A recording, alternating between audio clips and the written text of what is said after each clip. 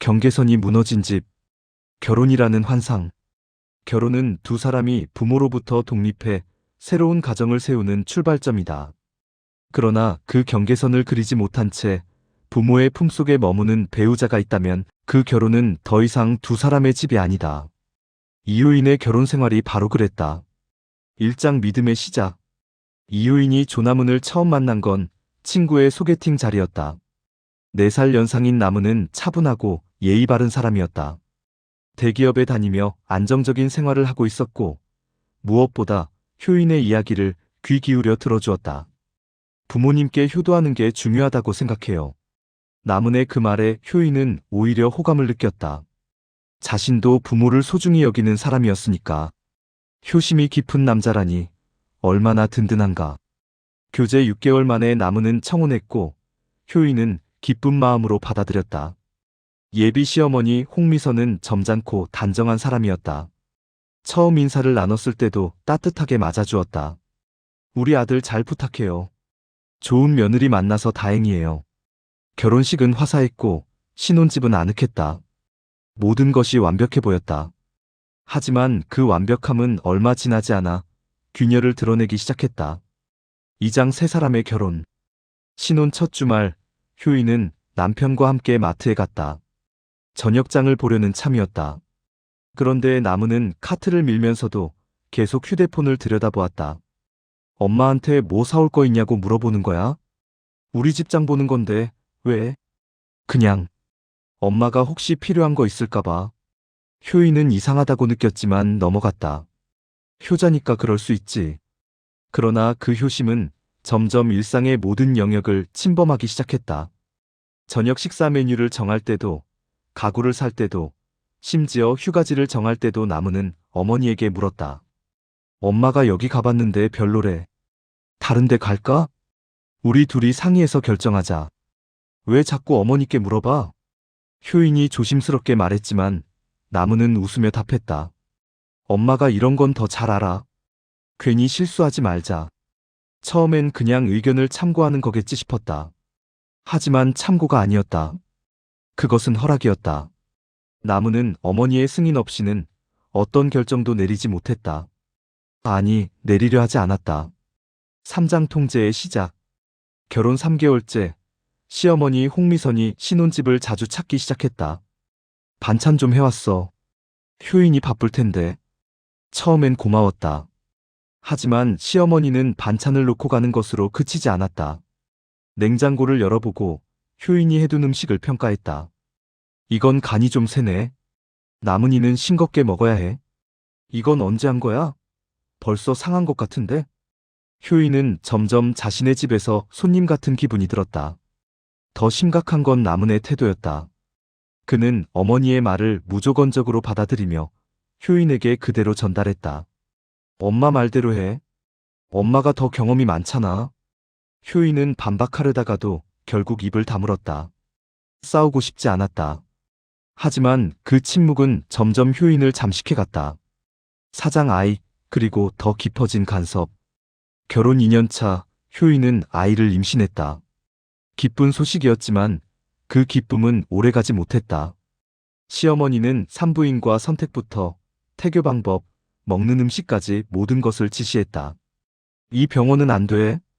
우리 친구 딸이 여기서 나왔는데 좋대. 카페인은 절대 안 돼. 과일도 찬 성질 있는 건 먹지 마. 남은은 어머니의 말을 그대로 효인에게 전달했다. 엄마 말 들어. 나중에 후회하지 말고. 효인은 점점 숨이 막혔다. 자신의 몸, 자신의 아이인데 왜 모든 걸 다른 사람이 결정하는가? 아이가 태어난 뒤에는 상황이 더 악화되었다. 이름, 육아 방식, 분유와 이유식, 심지어 아이를 낳는 방법까지 모든 것에 시어머니의 의견이 개입했다. 요즘 엄마들은 너무 예민해. 아이 좀 울어도 괜찮아. 모유 수유 고집하지 마. 분유가 더 편해. 효인이 육아서를 보며 배운 방식대로 하려고 하면 남은은 어머니 편을 들었다. 엄마가 나 키워봤잖아. 책보다 경험이 중요해. 효인은 점점 아이의 엄마가 아니라 보조 양육자처럼 느껴졌다. 5장 사적인 대화의 배신. 가장 충격적인 순간은 어느 날 저녁에 찾아왔다. 효인과 나무는 육아 문제로 다투었다. 효인은 아이를 어린이집에 보내고 싶었지만 나무는 반대했다. 아직 어린데 왜 어린이집에 보내? 엄마가 봐주겠대. 나도 일 복귀하고 싶어.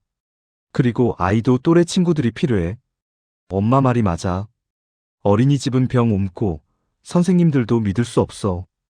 효인은 분노가 치밀었지만 참았다. 그날 밤 늦게까지 남은과 대화를 나눴다. 솔직한 마음을 털어놓았다. 당신은 나보다 어머니가 더 중요한 것 같아. 우리 부부의 문제인데 왜 항상 어머니 의견만 들어? 나무는 아무 말도 하지 않았다. 그저 고개를 숙이고 있을 뿐이었다. 그런데 며칠 후 시어머니가 전화를 걸어왔다. 효인아, 나문이한테 그렇게 이기적으로 굴면 어떡해? 시댁 생각도 좀 해야지. 효인은 그 순간 심장이 얼어붙었다. 무슨 말씀이세요? 나문이한테 다 들었어. 네가 그날 밤에 뭐라고 했는지. 효인은 말문이 막혔다.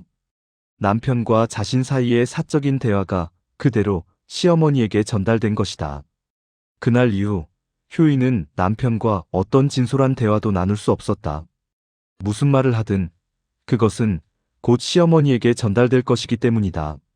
신뢰는 그날 완전히 무너졌다. 육장 외부인이 된 아내. 효인은 점점 자신의 집에서 외부인이 되어갔다. 시어머니는 거의 매일 집에 들렀고 나무는 어머니와 효인 사이에서 늘 어머니 편을 들었다. 엄마가 섭섭해 하시잖아. 좀 이해해줘. 나는 이해 안 해줘도 돼. 왜 그렇게 예민해? 엄마는 우리 도와주려고 하시는 건데. 효인은 자신이 미쳐가는 것 같았다. 자신의 감정이 틀렸다고, 과민하다고, 이기적이라고 계속 듣다 보니 스스로도 확신이 서지 않았다. 내가 잘못 생각하는 걸까? 시어머니는 정말 좋은 분인데 내가 너무 예민한 걸까? 그러나 가슴 깊은 곳에선 분명히 알고 있었다.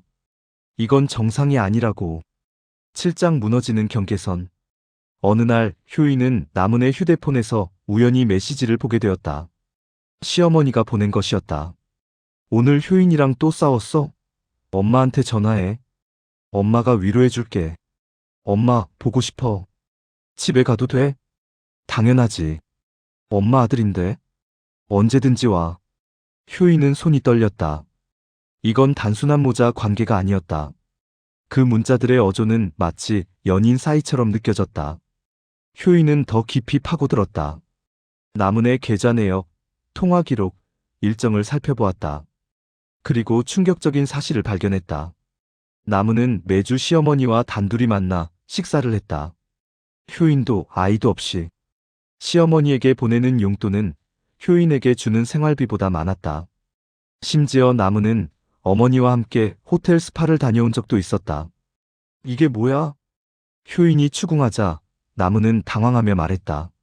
엄마가 힘드시대서. 그냥 효도하는 거야. 호텔 스파를 같이 가? 그게 효도야? 너 지금 이상하게 생각하는 거야? 엄마는 내 엄마라고. 효인은 그날 밤 모든 것을 정리하기로 마음먹었다. 8장 드러난 진실. 효인은 심리 상담사를 찾아갔다. 그리고 자신이 겪고 있는 일들을 모두 털어놓았다. 상담사는 심각한 표정으로 말했다. 이건 정서적 근친의 징후입니다. 부모와 자식 간의 건강한 경계가 무너진 상태예요. 정서적 근친이요? 아들이 아버지의 빈자리를 대신 채우며 어머니에게 정서적 배우자 역할을 하게 되는 거죠. 남편분은 어머니로부터 심리적으로 분리되지 못한 겁니다. 효인은 그제야 모든 퍼즐이 맞춰지는 것을 느꼈다. 나무는 어린 시절부터 아버지가 부재한 가정에서 자랐다. 아버지는 사업 실패 후 집을 나갔고 홍미선은 아들에게 모든 것을 쏟아부었다. 넌 내가 가진 전부야. 엄마는 너밖에 없어. 나무는 그렇게 어머니의 정서적 배우자가 되어갔다. 그리고 그것이 사랑이라고 믿으며 자랐다. 9장 증거 수집. 효인은 침착하게 증거를 모으기 시작했다. 남은과 시어머니의 문자 메시지, 통화 내역, 계좌 이체 기록, 그리고 과도한 간섭을 기록한 일지. 심리 상담 기록도 확보했다. 자신이 겪은 정신적 학대의 흔적들. 그리고 마침내 남은에게 말했다. 이혼하고 싶어. 나무는 황당하다는 표정을 지었다. 왜? 내가 뭘 잘못했는데? 당신은 나와 결혼한 게 아니야. 당신 어머니와 결혼한 거야. 무슨 말도 안 되는 소리를. 나는 당신의 아내가 아니라 당신 어머니의 경쟁자였어. 그리고 난 더 이상 이 싸움을 할 수 없어. 효인은 그날 밤 아이의 손을 잡고 집을 나왔다. 십장 법정에서 이혼 소송은 길고 지난했다. 시어머니는 법정에 나와 효인을 비난했다. 제 아들은 효자예요. 이 여자가 그걸 못 견딘 거죠. 효심과 의존은 달라요. 효인의 변호사가 반박했다. 제출된 증거들을 보시면 이건 건강한 모자 관계가 아닙니다. 심리적 경계가 붕괴된 병리적 관계입니다. 법원은 심리 전문가를 증인으로 채택했다. 전문가는 명확히 진술했다. 이것은 정서적 근친의 전형적 사례입니다. 어머니가 아들을 배우자 대리인으로 삼으며 아들은 독립된 성인으로 성장하지 못했습니다. 결혼 이후에도 주 정서적 애착 대상이 배우자가 아닌 어머니로 남아있었고, 이는 배우자에게 심각한 정신적 학대가 됩니다. 법정은 결국 효인의 손을 들어주었다. 이혼이 인정되었고 양육권은 효인에게 주어졌다. 판결문에는 이렇게 적혀 있었다. 피고는 혼인관계에서 배우자와의 정서적 유대를 형성하지 못했으며 모와의 병리적 관계로 인해 정상적인 부부관계를 유지할 수 없었다. 이는 원고에게 지속적인 정신적 고통을 야기한 혼인 파탄의 주요 원인이다. 11장 해방, 그리고 회복. 효인은 아이와 함께 새로운 삶을 시작했다. 처음엔 두려웠다. 혼자 아이를 키워야 한다는 현실이, 실패한 결혼이라는 낙인이. 하지만 시간이 지나면서 효인은 깨달았다. 이건 실패가 아니라 해방이었다. 자신의 집에서 자신의 방식으로 아이를 키울 수 있게 된 것. 누군가의 허락을 구하지 않아도 되는 삶. 효인은 상담을 계속 받으며 자신이 겪은 트라우마를 치유해 갔다. 그리고 같은 경험을 한 여성들을 위한 자조 모임을 만들었다. 당신은 혼자가 아니에요. 그건 당신 잘못이 아니에요. 경계를 지키는 건 이기적인 게 아니라 건강한 거예요. 경계선을 다시 세우며 결혼은 사랑의 완성이 아니라 분리의 완성이어야 한다. 부모로부터 정신적, 정서적, 경제적으로 독립하지 못한 사람은 새로운 가족을 병들게 만든다. 효심이라는 이름으로 포장된 의존, 사랑이라는 이름으로 정당화된 통제. 그것은 진정한 효도도 진정한 사랑도 아니다. 이효인의 이야기는 한 개인의 가정사에 머물지 않는다. 한국 사회에는 여전히 수많은 경계선이 무너진 집이 존재한다. 아들을 남편처럼 대하는 어머니들, 어머니를 아내처럼 섬기는 아들들, 그 사이에서 외부인이 되어가는 배우자들. 효인은 이제 안다. 건강한 관계는 경계선 위에서 시작된다고. 그리고 그 경계선을 지키는 것이야말로 진정한 사랑이라는 것을. 경계선이 무너진 집은 우리 사회에 던지는 질문이다. 당신의 결혼은 두 사람의 것인가? 아니면 세 사람의 것인가? 당신의 배우자는 독립된 성인인가? 아니면 여전히 부모의 아이인가? 그리고 당신은 사랑받는 배우자인가? 아니면 경쟁해야 하는 외부인인가? 이 질문에 답할 수 있을 때 비로소 건강한 가정이 시작된다.